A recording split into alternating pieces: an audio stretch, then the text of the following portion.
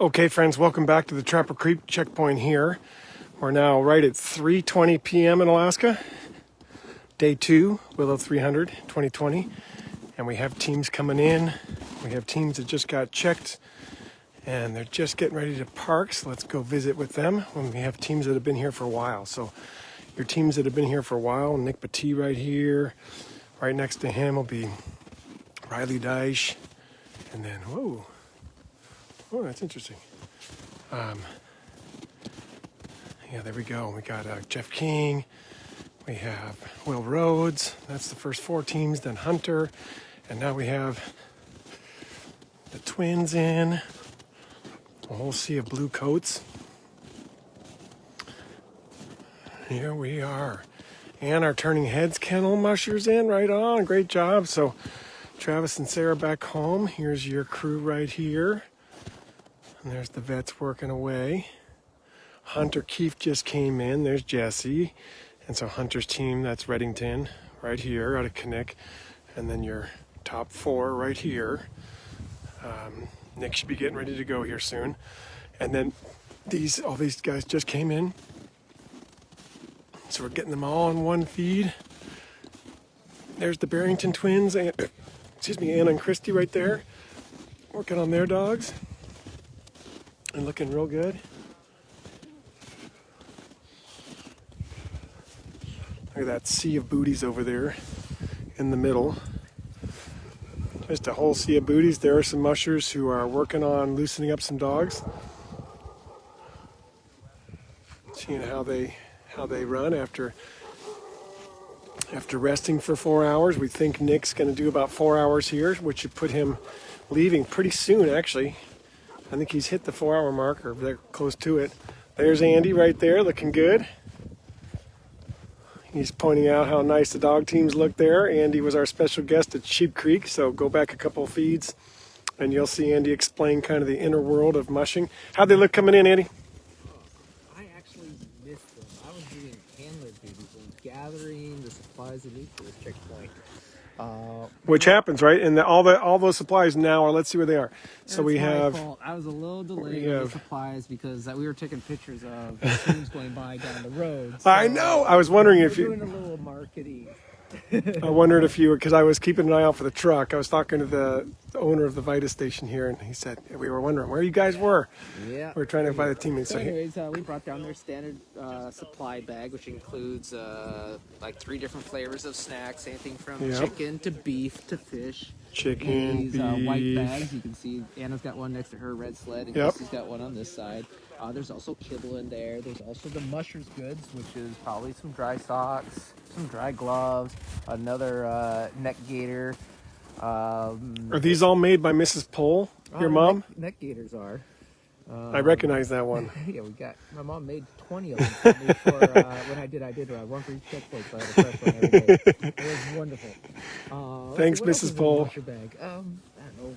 Hand warmer, snacks. Like toilet paper and some candy and maybe a couple of other goodies. Yep. Chips and easy to consume stuff all on the trail.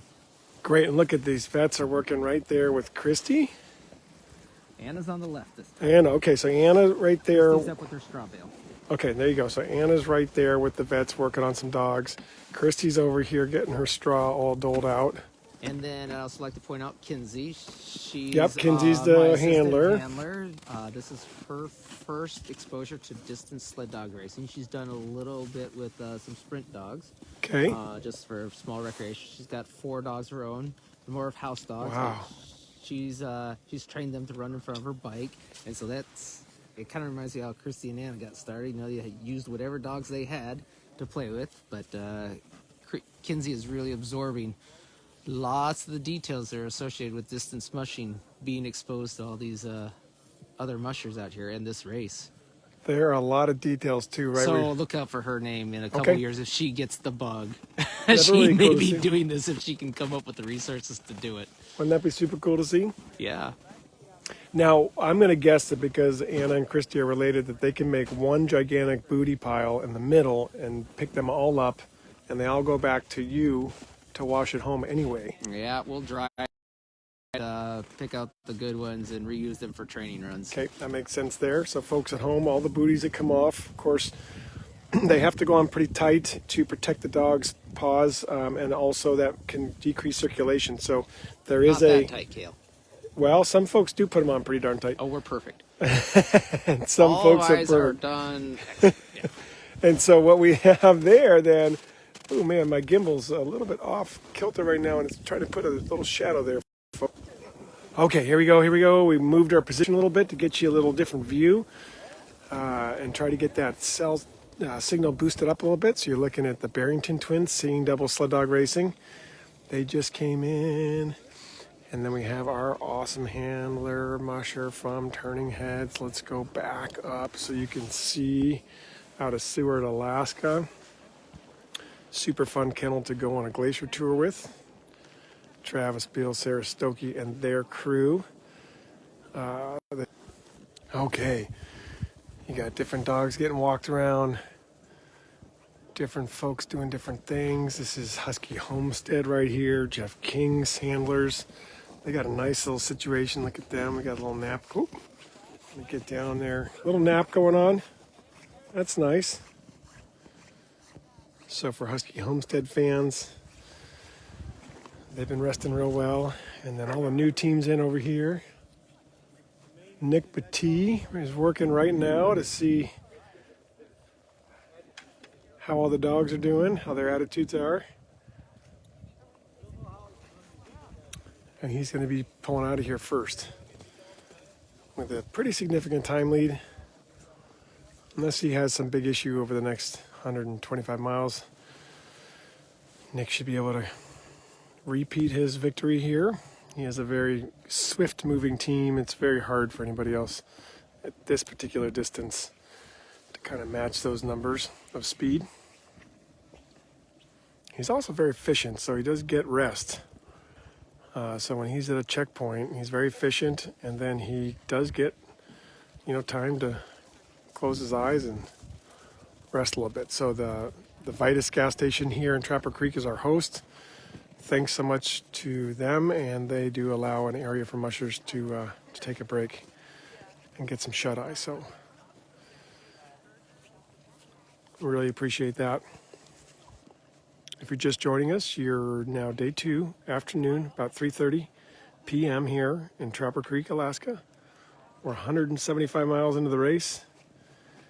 Right now we've got about 10 teams here at the Trapper Creek checkpoint. So your top 10 is right around here. And then pretty soon your first team, Nic Petit, will be pulling stakes and heading on out. So he's done about 4 hours of rest here, so he can start. He might do 6, he might do 5. He's in command right now, so he can base it on how his dogs are doing. He's doing a little massage right there. Working with the dog right there to see how the back leg is doing. There have been moose holes in the trail. That's nothing to do with any of the grooming or anything like that. It's just this part of Alaska. We're kind of lucky to be really loaded up with moose. There's parts of the state, like Allakaket and the areas north towards the Brooks Range, where moose don't happen in as many numbers as they used to. There's pipeline impacts and different impacts. But here in the Willow, Caswell, Talkeetna area, we have a ton of moose. And that means we have a lot of food. That means we have a lot of road hazards, and we have a lot of trail hazards. So the trade-off of having a lot of moose is that you get moose who find your sled dog trails everywhere and then punch their hooves right through all that nicely groomed snow, creating little pits for dogs' ankles to go into and out of and have to navigate. So Nick had mentioned that was his only comment on the trail. Again, no fault of the trail group here. You can groom perfectly, and then throughout the night, a moose can just punch holes everywhere, and that section becomes very hard and might lead to a few dogs having a slight tweak or a ding or something that might take a day or two to come back, and then that might mean that they need to sit out the rest of the race. But they're not injured, they're just tweaked, just like you would be if you ran down a trail and had big divots in it and had to negotiate. So that's just part of it. Wanted to bring you in there. Everything else looks like on the trail it's good. We did have a couple folks get lost, meaning not take the right turn, and that's on them. In mushing, you are responsible to know where you are, and you are allowed to use a device to tell you that, meaning a GPS. So looks like Hugh Neff took a wrong turn yesterday, as did Dwayne Beals. So if you were wondering how Hugh Neff is doing, he went about 4 hours out of the way to the south, and then had to turn and come back up north. And so he got into Sheep Creek Lodge a couple hours ago. He was in second place. Now he's dropped out of that top 10. Oh, although we got a team coming in right here. Look at that. Let's get that for you. There we go, folks. Uh-oh. This gimbal's moving a little erratically right now in the cold. There, we got a nice steady shot. So this is a 300-mile race. You're in day 2. You're 175 miles in. It's 3:30 p.m. Days are getting longer here. Flat light today, really flat light. Just one of those days. Oh, there's another team right behind them. Look at that. Okay, folks. And those of you with your tracker right there, you can let me know what you're seeing on the tracker for the order that they came in here. We're going to stay focused on getting you the image. Whoop. There's that gimbal there, kind of self-moving on me. I'm zoomed way in. I'm about 100 and something yards away from those folks. This is iPhone power right here, because they get checked in right there at the lights. You can see how that progression works. That's where they sign the log, and then they get parked by this volunteer parking team right here. So now it's like just like at an airport, every dog team gets a gate in theory, and a gate coordinator and parkers. And so here you go. Oh, he had a dog in the basket that was limping. That dog will be staying most likely here at the checkpoint. All right. And then, of course, that other team getting checked in right there.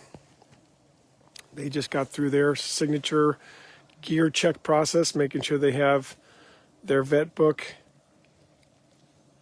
snowshoes, axe, sleeping bag, cooker, those type of things. Those are all the same standard items that would be checked at the Iditarod, every single checkpoint.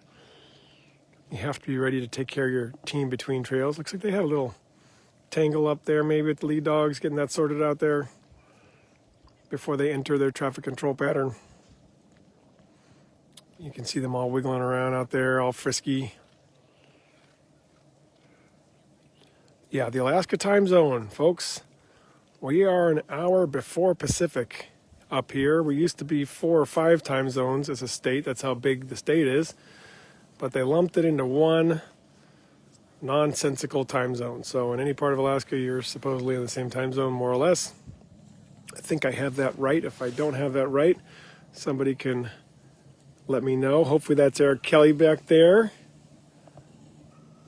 Let's see, there's a handler sled. We've been talking about the handlers a lot because they make this all go. Let me try to tame my gimbal down here. I'm going to hold this position right here, folks, because the goal is to get you as much coverage as I can. And this spot seems to be holding, so I'm going to hold right here. I'll use my fingers to do the zoom. Look at that, beautiful.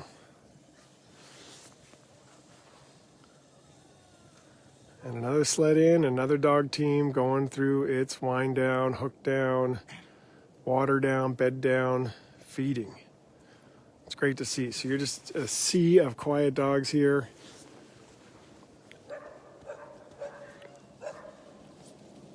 Nic Petit will be the first team out, and that's his team right there. So he'll be the first team. I don't think that anybody else is in position to catch him, nor might even try that hard, because it's at this point, you got 125 miles to go. Your dogs are in their pace. That pace is pretty set at this point.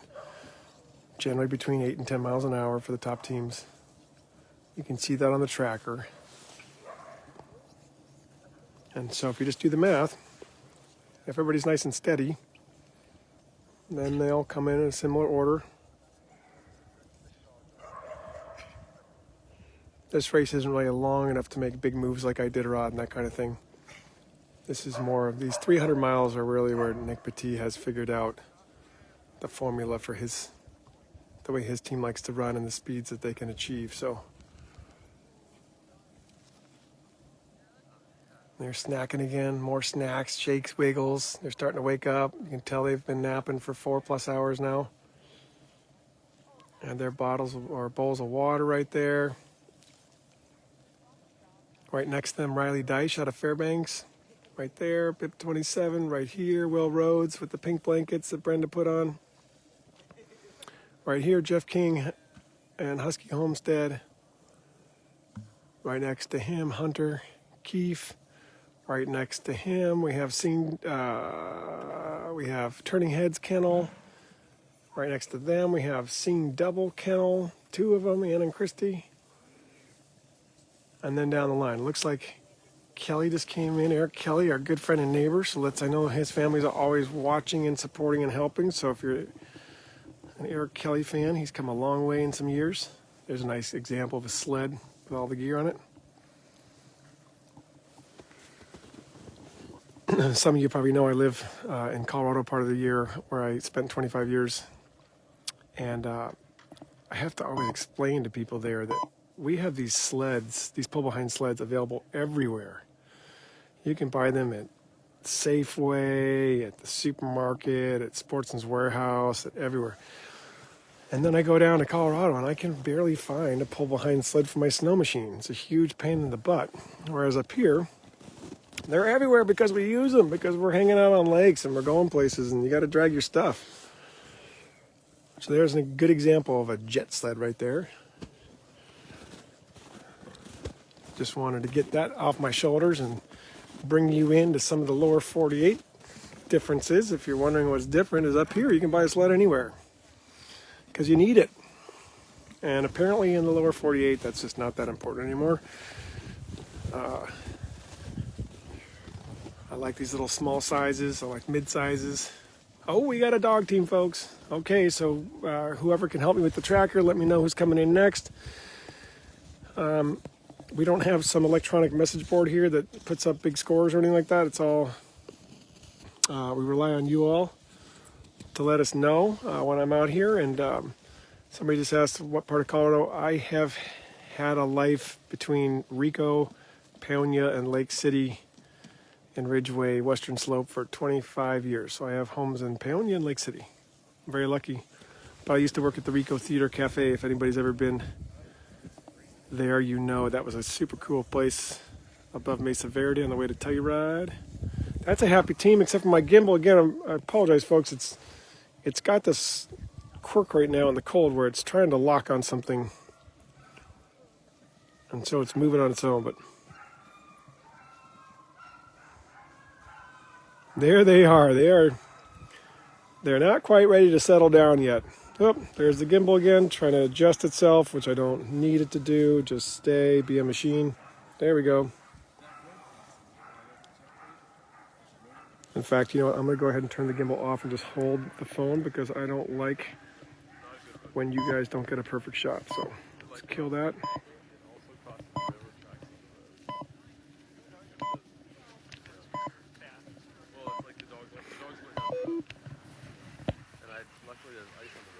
All right, there we go. Is that Karin? That certainly looks like Karin. They're holding on the dogs there, folks who want to see dogs pulling and working. There they are, all excited and bringing new energy into a resting area here. This is really a resting area, but there you go. Okay, we got the phone self-stabilized. And we are holding. So Karin in now. Looks like Eric Kelly in now. We've got teams in, folks. This place is starting to fill in here. For a long time, it was pretty lonely with Nick coming in first, and then a pretty good gap, and next thing you know, you got Jeff King and Rilye Dyche coming in, or Will Rhodes, sorry, and so now you're starting to fill up. You're starting to see a much fuller parking lot, and what'll happen is this side, the first teams will start to peel out of here, so it'll empty kind of the way it filled, and that's how it tends to go here. So if you like the feed, go ahead and share it, get it onto a group that needs to learn about sled dogs. We also do get these videos over to YouTube, and we do that through your support by Mikhail, I don't mean helping. to interrupt Yo, your feed, what do you but we got? have late breaking news here with Kristi Berrington. If you'd like to join us over here. Late breaking news. Let's Anna, but that's Kristi up there. Let's- We'd like to give a shout out. go. Hold on. Let me zoom out a little bit so I get you just right. Okay, there you go. Here's Kristi. Actually, Kristi's come up here. If you would like to come up here. I get feeding dogs more for. Oh, she's feeling more for it. So this from Lance Mackey. Well, hold on. Okay, go ahead. This from Lance Mackey. We were just notified to the 8th person to arrive into this checkpoint No way. was It's a special was prize. a surprise gift, $100 to be spent here at the local checkpoint, and it went to Kristi for arriving 8th into this checkpoint. So we'd like to give a very, very gracious thank you to Lance Mackey for this Midway prize. Thank you so much, and Cool. Thank you. I'm going to repeat Very all that so appreciative. folks can hear it. I'm going to start here. What Andy was just saying, because there's two microphones on an iPhone. One's better than the other. So here it is. Lance Mackey, who's not racing right now, sent this gift of $100 in an envelope to the race as a special surprise for whoever arrives 8th. And the request from Lance is that they spend it all right here at the Titus gas station checkpoint, which is awesome. The grill up there is amazing. I have a omelet with steak on it sitting on a table cooling off right now. I ate 3 bites and ran down here. So that's going to be real well suited. And here are the twins. There they are. Kristi on the left and on the right for those who are questioning. Right, who always ask. So then we need a better system here. Anna's got the red neck band, or neck gaiter, right? This time. This time, for this moment. Congratulations on Lance Mackey's gift of a lot of food and cigarettes. Just kidding. Don't buy. Coffees. Monster They Energy. had an envelope for the whoever arrived here 8th. Got $100 to spend at the store. I don't know. Race car number. Is it? Oh, is that his race car number? No, maybe. So, Well, congratulations. I get to spend some I on don't your. know what kind of dog food they sell up there. Do they have any burgers too? Oh man, there is so much good food up there. Really good. I know Ramey and Barbara were just ordering burgers up there. There's omelets. There's showers. Nobody got And actually, the cool thing about Vitus, just to put a pitch out for them, is that's an Alaska company, these gas stations, and they all have dog kennels for tourists and visitors that you can put your dog in while you're taking a break. Oh, cool. Driving them down the parks. Yeah, super cool. I remember seeing that a couple years ago thinking, this gas station's cool. They got dog kennels. Oh, so a dog walk area in their areas. Yeah. As you fill up your car or get a bite to eat, Yeah, you got can- a place for them to stretch can let their them legs as stretch they and go on look a at- road trip. Yeah, exactly. Look at these guys. Are you snacking away there? Are you snacking away? Andy's the water up there. It is. It's in the water for also the fans out there. The water is provided by the Titus station up there in their or Vitus. Vitus in their laundry mat attached to the store. And what are the rules on this? Because you are allowed to bring the veterans water, correct? Yeah, yes. And so then, is Andy just being a jerk and not bringing you water, or what? Because when Will Rhodes came in, I'm only saying this because Andy's a good buddy, and I got an audience here who's been paying attention. So when Will take the Rhodes smack. came in, Brenda had the cooker steaming for 25 minutes before he even got in the checkpoint. And here you are wondering where water is. Now what's going on around here? Good, I did a rod practice, you know. Okay, and Kristi just said it all, folks. It's good I did a rod practice. It's good to come in here. A lot, they are. Yep. No, and I wasn't throwing Andy under the bus. There's a reason for everything. You know what we say? Sarah Sarlos, my mentor in fire, one of the shining lights in my life, always reminded me, how you practice is how you end up playing, right? So If you're practicing at a high level and making sure everything's dialed in, when it comes to the real deal, you got it. So, Anna says, no crying in baseball. yep, no, there is no crying in baseball. So, here, let's go down the snack train real quick since they're all doing so good. Hi, kiddos. How's that? Front row seat for you all at home, wherever you are in the world. It's great that we all can come together and celebrate dogs and ask questions and have a look into these races that have been going on. Some for a long time, some are relatively new, like the Willow 300 is a relatively new race in a very old mushing district. So this has become a really important qualifier for a lot of mushers. It always sells out, and entries always fill up because people always want to get a good qualifier that's on the road system and on challenging trails. You bet. Look at all these guys snacking. The girls are going to head up and go get water. And we welcome you from wherever you are in the world, whether you're watching down in South America or you're watching from Chicago, where I was born, at the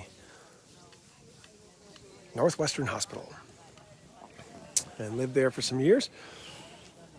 Wherever you're joining us from, whatever time of year you're watching this, this is Alaska at its finest, celebrating the fantastic breed of dogs who have not been replaced by snow machines, folks. When your snow machine runs out of gas and has no spark plug, you basically have a pile of junk. But when you have a dog team that has this genetic coding and this bone structure and these hearts and souls, they can go anywhere. And they do. All right, great. We got some folks up from British Columbia watching. Big shout out to all the Canadians. Huge, wonderful mushing culture in Canada. I've had some fantastic times racing over in Quebec at the Bristol track out there. I've been able to drive across Canada 3 times now. Gone to Whitehorse quite a bit. I know that out in the east of Canada and up in the Northern Territories and all these, whether it's more of the rural parts of Canada or the urban areas, they are thriving in their sled dog mushing because they have the 1 and 2 and 4 dog sports for the city folk in Montreal and Quebec. So that's booming for the young professionals and folks who want to be active with their dogs but can't have a big team. And then, of course, all the traditional mushing rivalries with the Streepers and the Force and all those folks. And then you have, of course, races you've never even heard of that happen in these small parts of Canada with a lot of support from their communities. There we go. We got a strong presence from our crowd from the Midwest there, the Heartland, Illinois, out in Omaha, Nebraska, right east of Colorado. And a lot of folks came up here to live and work from being raised in flat areas or areas maybe where they truly experienced 4 seasons but didn't quite have this Arctic allure, the same challenging, enormous, expansive, awesome landscape that we call home. Especially that one. There's big fucking hills in that one. Oh boy. I missed that one. Somebody just dropped an F-bomb, guys, behind me. We do try to keep this family friendly, and hopefully you didn't hear that. Your feedback is always welcome. I don't get to all the comments all the time, folks, just because I try to juggle a lot of things at once, driving, filming, charging, and putting on YouTube and stuff. So if you sent me a comment or something and I haven't responded back, it doesn't mean I'm ignoring you. I'm super grateful for everybody's feedback and support. And knowing where you're from just makes us all better because we are one connected dog family. There's Nick talking to the vet right there. So he's going to be out of here pretty soon. He's doing his due diligence. Communicating is key, like in all things. Here come the blankets. Oh, see, I feel good. You look like you're in a hot tub right there. A doggy hot tub. Straw, coat, a buddy, a snack. That's like a doggy hot tub. Okay, great. Thanks, Sharon.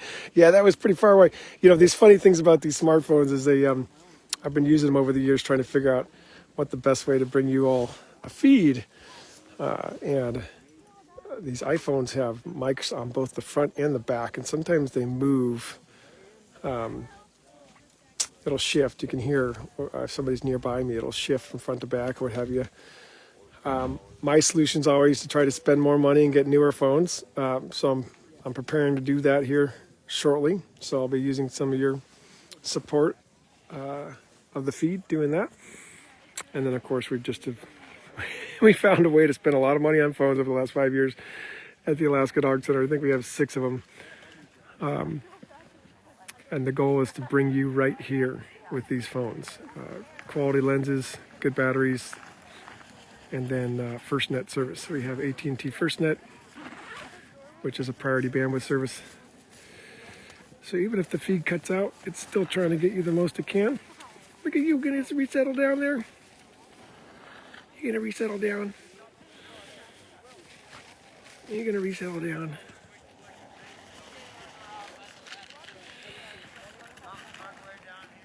All right, there's Jay, March, and Jesse, our neighbors and friends.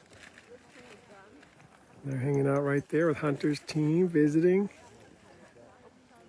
There's the Reddington dogs right there, all bedded down, red harnesses. Oh, there's a dog walking.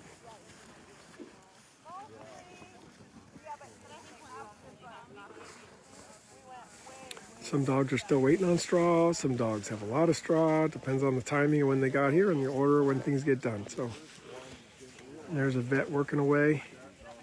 I want to give a shout out to Dr. Kristen Bartholomew, one of the vets from Pennsylvania. She came up and we just got a message that she's back or getting back home and her trip went well. You know, these vets come up here from wherever they are, volunteer their time, and then have to endure the Alaska experience, which can be a little awkward. It can be cold.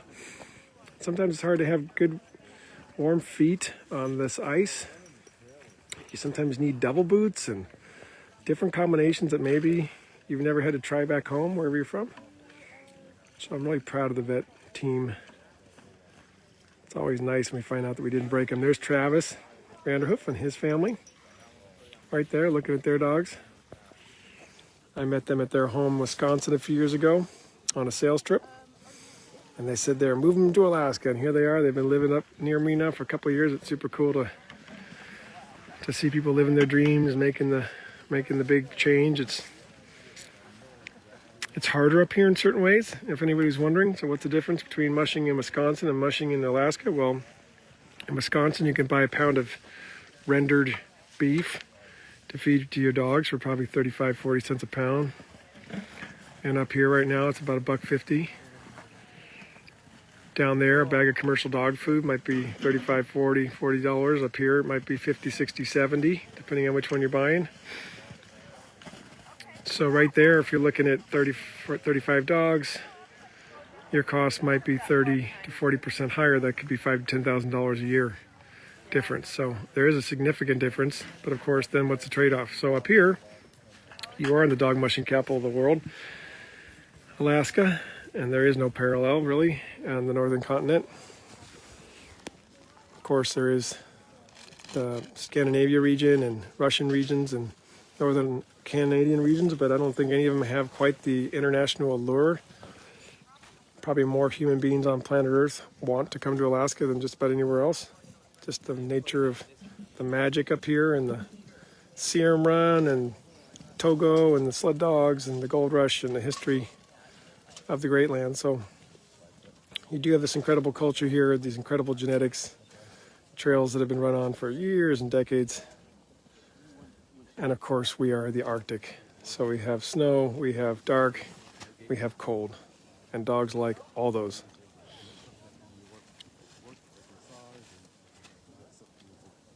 I was actually talking to Rilye Dyche earlier, and he's from Fairbanks, and he was saying, you know, my dogs aren't used to running in all this light. I'm like, you're crazy, man. Because up in Fairbanks, it's only, hey, there's Brianna Dyche. Rilye was just telling me today. that his dogs aren't used to running in all this light. Fairbanks is significantly darker, and I just got a message from Barbara Heap, one of my big supporters. So she's on, and then I got a Sue McCarville said, "Hey, Kale, Wade Mars just finished second place in his rookie run of the John Bear Grease. That is fantastic. Congratulations to Stump Jumping Wade Mars and his wife, Sophia. And we actually have a connection deeper than just friendship to Wade and Sophie, because my business partner and employee owner of the Alaska Dog Center, Carrie, bought their property and is a musher who is following in the footsteps of Alaskan women who are rising up, owning their own kennels, breeding their own dogs, and taking over, which is great. We love that. We like when mushers keep it in the family. So we're really grateful that Wade and Sophie made their property available to mushers first. And that's a nice neighborhood over there in Caswell, about 40 minutes south of here. So congrats to Wade. I was watching some of those clips this morning. Ryan Reddington, he got down to too few dogs. You can't do that in the Bear Grease. And he said early on he was going to try some things. He wasn't sure if they're going to work, so there you go. But he'll be back. And that race is a special one, obviously commemorating John Bear Grease, the male dog musher, which might sound a little cheesy, but the mailman up in these northern parts over the years has been like a daily Santa Claus, just a really big part of rural Arctic life. So. Okay, so Joel Mercier, Joel, my friend from Mountain, Quebec. Great to have you on here. He's a dog lover musher, and he was asking us why mushers are taking wrong trail and ruining the race. So I was talking to Andy Pohl about this this morning at the Sheep Creek checkpoint. You can go ahead and watch that. Fast forward about 2/3 of the way through it, and he'll get right to it. Basically, he described it like this. At the point in time when Hugh and Dwayne both made mistakes, you're now getting into the race about 20 plus hours. Fatigue's kicking in, and it was 100% humidity with snow crystals and cold and all that stuff. So by that time, you're 24 hours in, and you're cinching up your hood, your parka, your yaka, your ruff, whatever you have that's protecting your face and cheeks and forehead from getting black and dying of frostbite. You've got that cinched pretty tight, so your world has kind of become a tunnel. On that trail turn there, where they both kind of made mistakes in that similar area, we call it the interchange or the intertire, and there's all these different routes around here. This is, like I've been describing, this is the mushing capital of the world, or one of them. So there's, really dedicated folks putting hundreds and hundreds of miles in these trails. So if you're not running these trails regularly, if you're tired, if your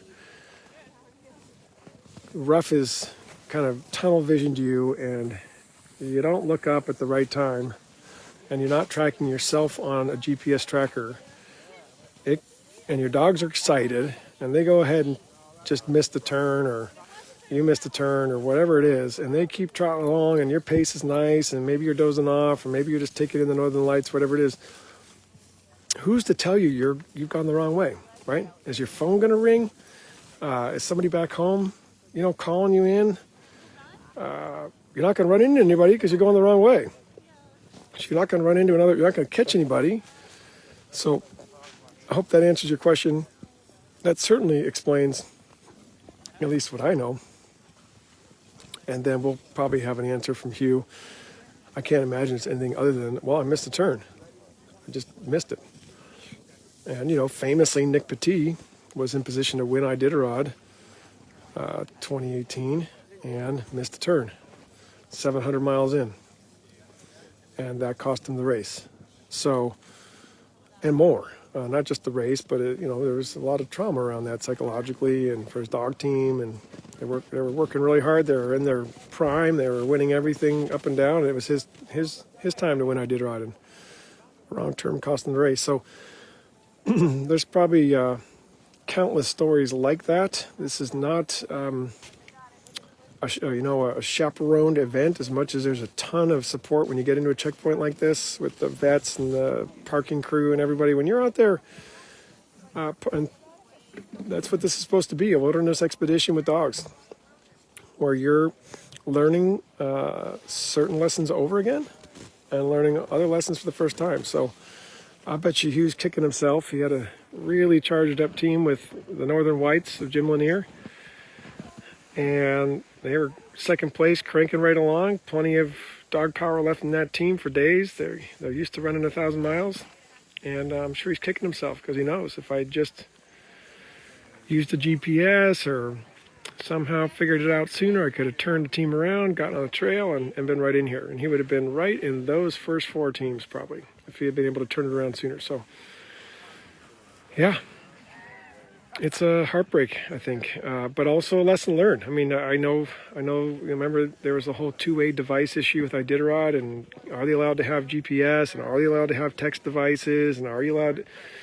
All that whole thing was around that exact topic of how isolated and out there should you be. And so, most races now allow the GPS and texting and things. So that would be a good backup. For a musher. Now, Dwayne Beals, probably similar story. Fatigue, rookie, maybe doesn't know the trails that well right in that little area. And one of the wonderful dog lover race followers on Iditarod fan page put up a little visual video where you can watch how that happened from the tracker standpoint. So you can watch all the little trackers bounce around. There's a way you can ask the trackleaders.com app, which is where these dog teams are followed, trackleaders.com. You can ask the app to replay a section or all of the race, and it will move all the little trackers around. So a wonderful contributor has put those up, and then you can push play, and you can watch Hugh's team take the wrong turn and just chug right on south. And you're sitting there saying, no, but he's chugging right on south. So if you're way deep into it, go ahead and check that out and go look at it.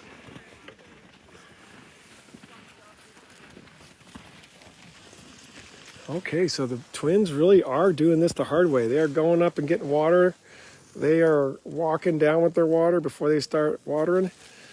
And we've seen other veterans do this the much easier way, where their handlers have the water all ready, basically everything all prepared. And so, as Anna and Kristy said, they want this to be as close to Iditarod as possible. They have no idea what they're going to get at Iditarod in any given year. And so this is just better practice for them to always mush as if there were no support available like that, so you don't get too comfortable with it. I think that's a good philosophy. Kristy's on her 12th or 13th Iditarod, and Anna on her 8th or 9th, I believe. So they have plenty of experience. They've learned plenty of lessons.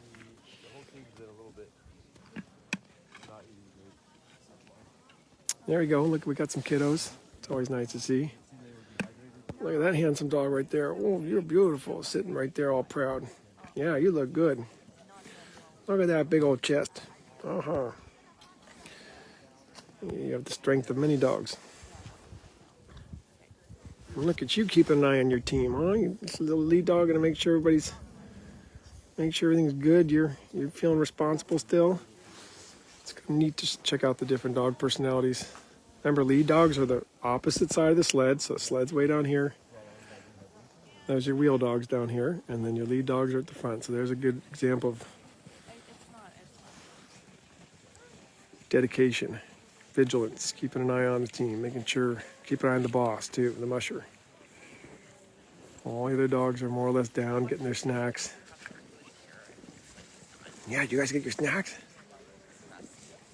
Did you already crush your snack? White dog's getting his out of the straw. Black dog might have just wolfed that thing. That's good. Get him snacking. Let's cruise around and see if we can see other... Hey, look, that guy likes that dog too. Taking a picture of a little centerfold cover dog right there. Look at that. Both of them. Beautiful masks. Yeah.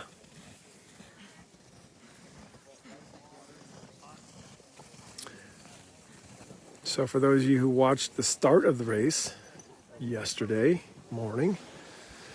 You'll remember the volume and the energy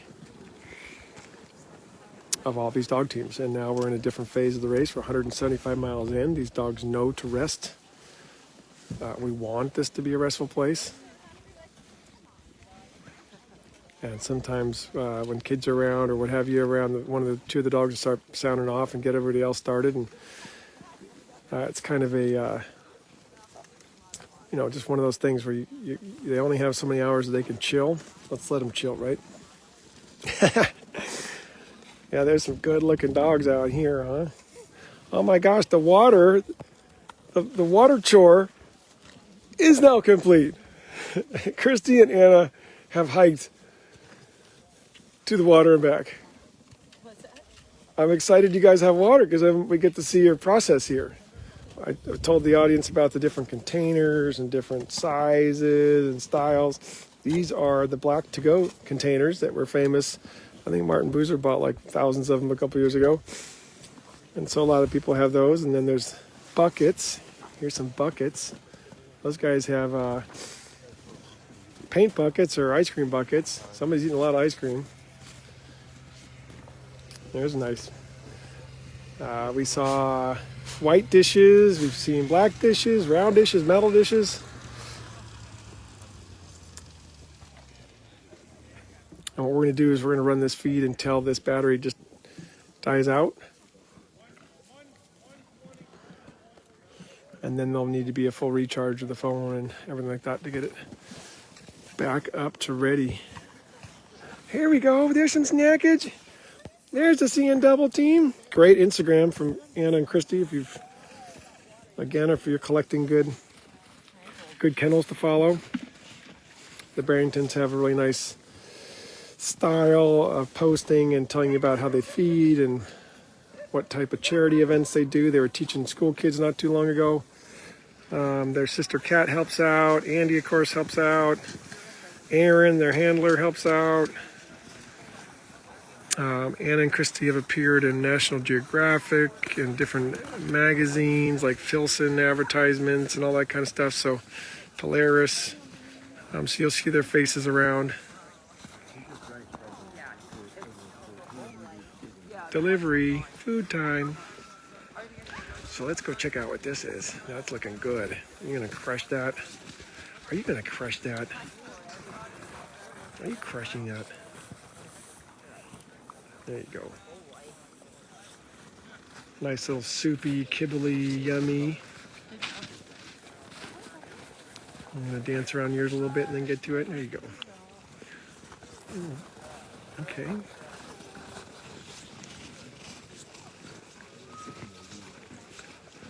Yeah, it's a real blessing, folks, that we have any cell service at all up here. Really grateful to Vitus, to the gas station here for providing extra booster off their building. Really grateful to all these volunteers. My God, they'll be here a while longer yet because you got this checkpoint's in use again on the way back from Forks. So if you're tracking the race and kind of are looking at the next progression here, the teams will start peeling out one by one, starting with Nic. And then they'll head up to the Forks Roadhouse, which is west of here. Snow machining only. So Chris's husband Michael and Al Ikens and all that whole crew have been running in there with machines and getting that all ready. And they'll be at Forks. And then these teams will mush out to Forks. And then they'll mush back here. And then they'll mush down to Sheep Creek. So that's what legs they have left to finish out this event. They got to do their rest here, mush to Forks, mush back, mush down to Sheep. So that's not so much. And when you put it in perspective, 175 miles, Iditarod's 970 generally. This would just be just a bare warm-up to get to, Forks and back from here is not that far. And in the context of 1,000 miles, I guess everything's short, right? Andy and I snow machined that year on Polaris machines behind Anna and Kristi, and I can tell you it's a long way, and the dogs keep moving. We were picking up booties and saying hi to people, and we were losing time all the time, even on a big snow machine. So Hey, there's a good eater right there. There's a good eater. Some dogs are great eaters. Look at that. Anna's got a cooler lined with a trash bag. So does Kristy. Other people have buckets that are insulated and taped up.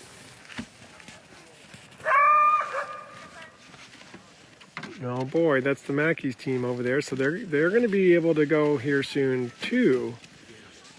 Will Rhodes and Nic Petit. First two teams in will be the first two teams out, is my prediction. Hey now, we don't need any rallies here. Hey! Forrest. Yeah, Forrest. Yeah. Tuck that little tail. Harry has some too. Troublemaker, trying to steal the food. You're trying to steal the food. Okay, let's see. And there we go. And there we go. Karin Hendrickson right there working the most recent team in with that super handsome dog. Yeah, that's Karin's dog. She's our neighbor, lives right up the road. There he is.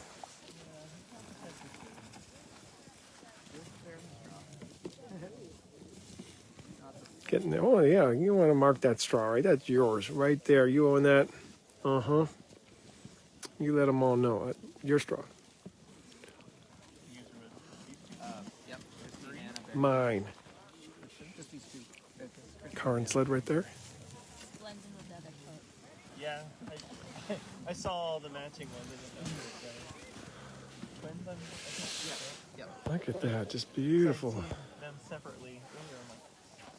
Beautiful colors. Right behind them, that Eskimo tent again. That's where the staff and volunteers that they can stay warm tonight while they're waiting on teams coming in. So do they work together, or they try their hardest to beat each other? Live, play. Karin telling stories over there. Everybody captivated. That's part of the challenge also. There's hardly a musher that would be able to do the entire race together, hold same speed, work the checkpoints. And there's Travis and his wife right there doing it. Everybody back in Wisconsin. Vanderhoof right there in the house doing it. We're not eavesdropping. They're sharing some strategy there, but dogs are looking good. They're rested out. That wheel dog's keeping an eye on stuff. Maybe wondering what snacks are over there at the other sled, you know? Kind of camper envy. Like, hey, what are you snacking on? Are you enjoying yourselves here? Are you all cuddled up? Are you the cutest thing in the whole world? A small 42-pounder, 40-pounder, my favorite. Your size is my favorite. Big dogs are beautiful, but small dogs are powerful. Crazy powerful. Little pile right there. Travis getting his little next stash of snacks or kibble, or it's great to see a husband and wife team just out here together doing it. These are their babies at home. They commit a lot of resources to them, so what a great way to spend time. Could be a Tuesday, could be a Saturday, could be a, who cares? It's a dog day. It's a dog and a winter day. And for us, that's a sacred day. An important day. We still get to celebrate winter up here, even when we have our warm-ups. It was in the 40s last week. We still get a lot of winter. We still get a lot of snow. We're really grateful for that. We do not want to be a state that celebrates being too warm. Other states take great pride in that. We do not. We want to be nice and cool up here. Let these dogs do what they love to do in an environment where they can enjoy it and not cook. That's all we ask. Just keep it below 32, please. As much as possible.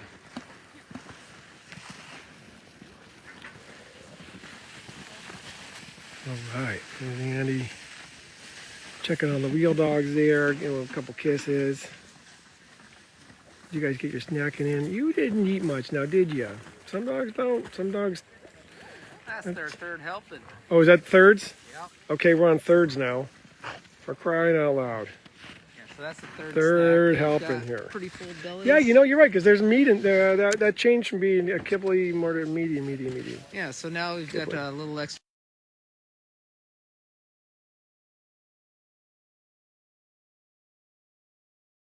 Dish, or not me, but the Berington system. They'll pop it out of the dish, and then they'll have a frozen cookie in the morning before they. Oh, okay. It'll so be later tonight. Yeah, It'll be so morning this is for them when they thirds. launch. Really good insight, Andy. Thank you. I'll recap for folks. So you're looking at a dog that's got the third heaping of food right there. That's probably going to freeze, and then they'll pop it out and have it for a little treat for later. It'll be a frozen brownie of meat and kibble. Yeah, for let's a not call dog, it brownie. It's got marshmallows for in a it. dog that's as big as you are. Look at you. You're a huge good dog. Just a gigantic, big, strong dog. You're napping right next to your third helping. All proud of it. Kristi's working her line. We probably just have a few minutes left of battery here, folks, so soak it in. Your moment is zen here. Behind the scenes at Trapper Creek, checkpoint number 3. Day 2, Willow 300. About 3:40 p.m. here. I'm guessing on that at this point. And probably about 5 to 10 degrees as we cool off. No wind.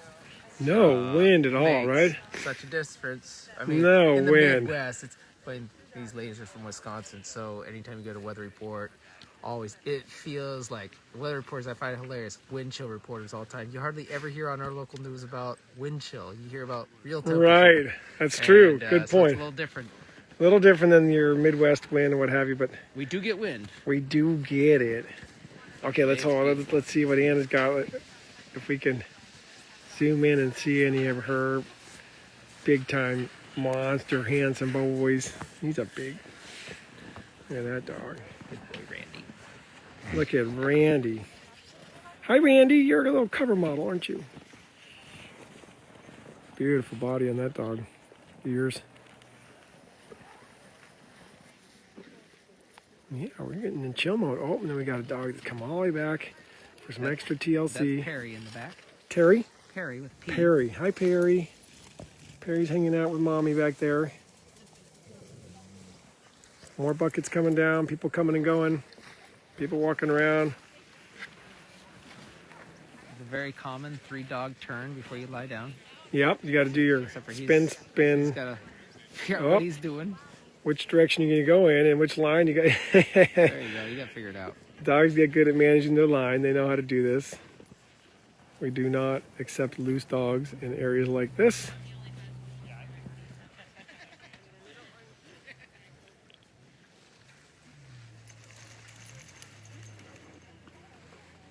Oh, I hear a little growling down there, or I hear a truck off in the distance. Sometimes it's hard to tell the difference. Okay, let's swing around this way before when we sign off on the feed. Let's go ahead and give you this view here. Oh, look, that lead dog is still sitting up. Just keeping an eye on everything. Looking good, looking good. Some dogs up, some dogs down.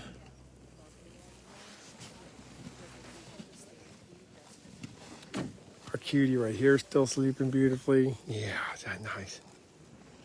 Is that nice?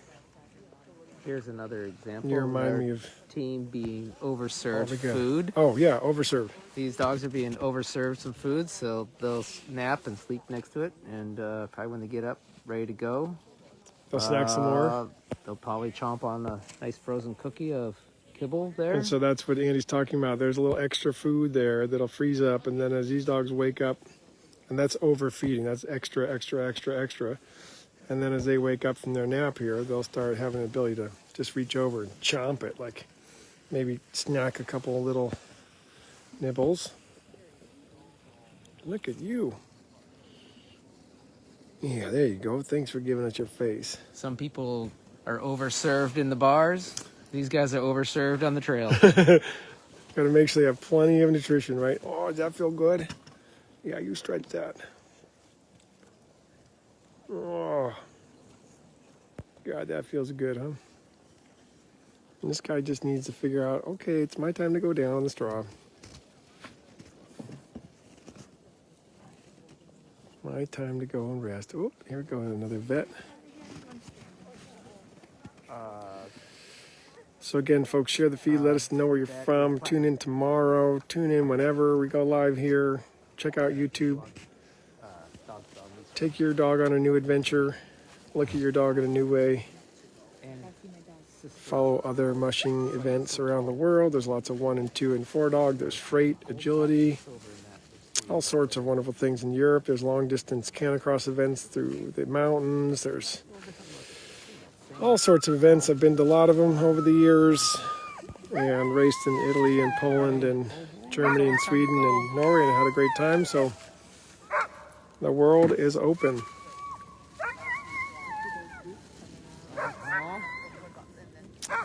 All right, right on. We have one of our viewers from Iceland. We love having you here. I've got a good friend from there. Nice to see you.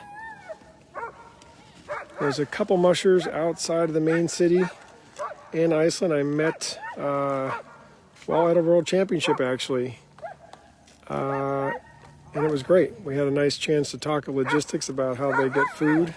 It's very hard in Iceland to get commercial food and all that, but it was pretty neat. So big shout out to everybody out there around the world. You're part of this. You're part of the family for sure. These mushers support each other. You support them.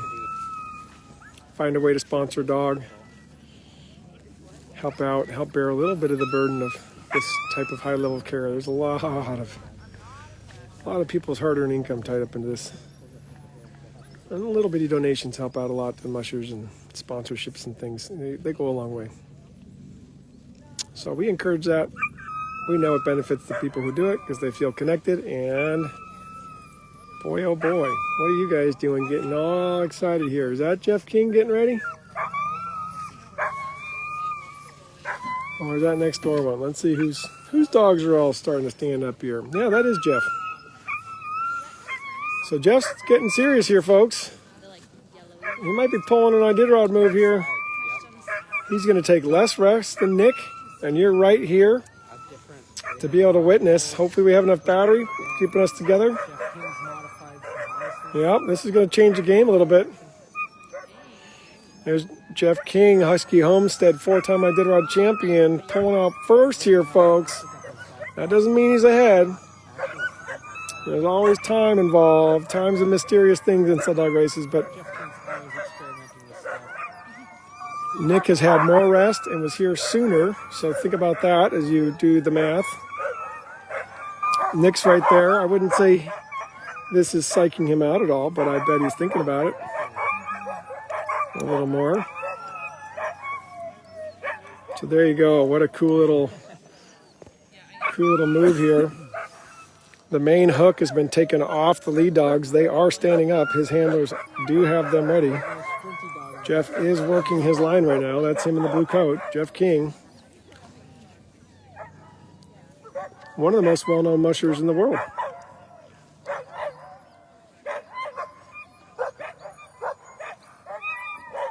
And I think he's got the booties on and he's just rearranging the lines and look at that. Let's see how this plays. It'll be fun for you all at home now to see a little maybe different order of things. If in fact Jeff is pulling out, looks like he is. You can see you've got one handler on the sled holding right there. That's actually Barbara Reddington helping out. There's Barbara, beautiful Barbara. She's helping out, standing on Jeff's red sled there. Takes a village.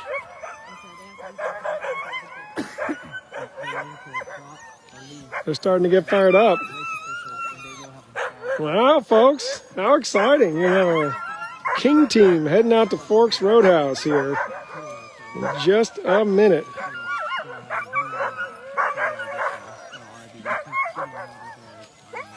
Again, appreciate all your comments, folks. Thank you, Judy. Thank you, everybody. I do this because I love it, because it's important, and because it's needed. You all make it worth it and fun. The dogs are why we're here together. That's cool. And you're very kind. That all that support actually does help. It goes, you wouldn't believe. We burn right through it, folks. It's not a cheap event here. We burn right through it, but we appreciate it so much, and it makes you a part of it. Okay, look at this. God, that's cool. I've been telling you that either Nick or Jeff, or Will Rhodes would be the first 1 or 2 out, but you can take just the minimum rest and go. That's fine. I know Nick's on extended rest right now, and that means he's putting power in his battery bank, which makes him even more dangerous. Yeah, and thanks, Barbara Heap, a big supporter and friend online now for a couple of years. Really appreciate it, Barbara. I was driving up the highway today thinking about you all as I skipped work again. And so thanks back home at Alaska Dog Center to Carrie and Rosie again. Thanks for covering me and being patient. All right. Look at that, changing the equation just a wee. You see Nick in the background there, getting his tug line, getting his stuff together, starting to get his parts and pieces. I'm shifting my hands around, trying to keep it steady. And remember, trackleaders.com, that's where you're going to find them. The little dots moving. Hopefully all in the right direction, right?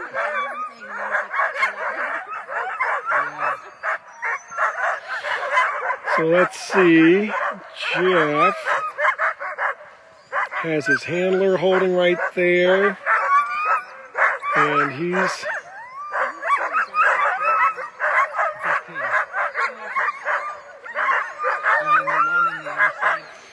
So Jeff must be checking out with the race people. Let's see. I'll try to hold the camera. Yep, there he is. So that's... You cannot leave a checkpoint, folks, just whenever you feel like it. You need to go and tell the race officials you're leaving. You need to get your time verified that you've done the time you said you're going to do, because rest matters. And so that's why when you don't see a musher at their team, you check back and look for the race officials, and you'll see that they've had the conversation. Young mushers are always trying to figure out the order of things.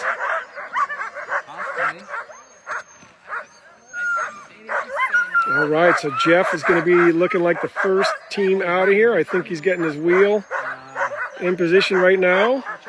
You can see his other dogs are up.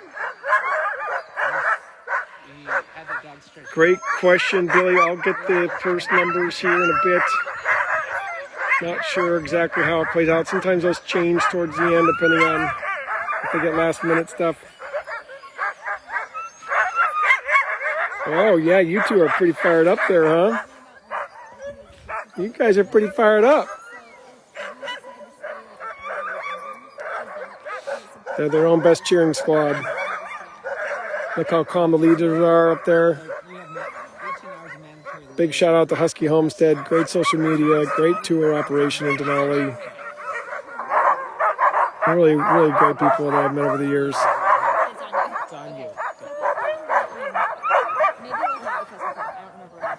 Right on, all right. Here we go, folks.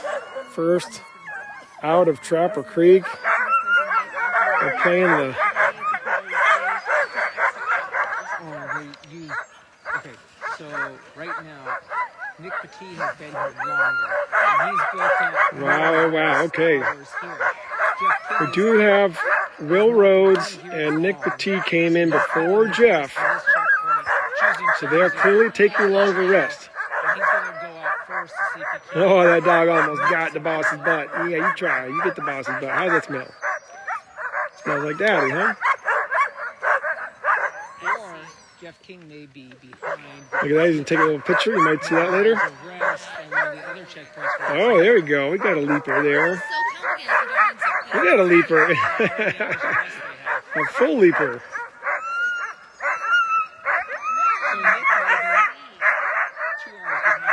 There's a little kiss to lead dogs.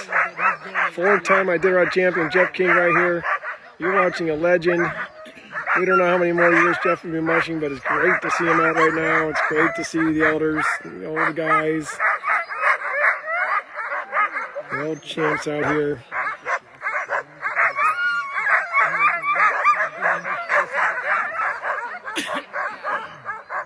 All right, we're getting riled up. Here we go.